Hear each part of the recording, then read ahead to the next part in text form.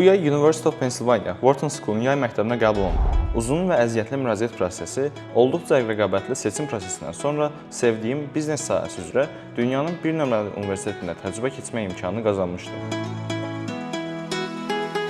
Bu mənim üçün sadəcə bir proqrama qatılmaq imkanı deyil, illərlə qurduğum xəyalların ilk qapısı idi.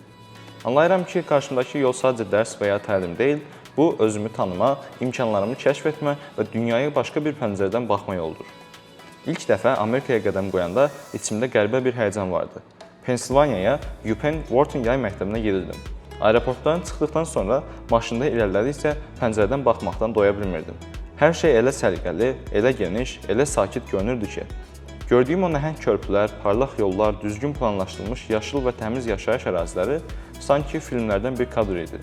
Düşündüm ki, bu mənzərənin arxasında illərlə qurulmuş sistem, planlı şəhərsalma və Amerika iqtisadiyyatının gücünü hiss etmək olur.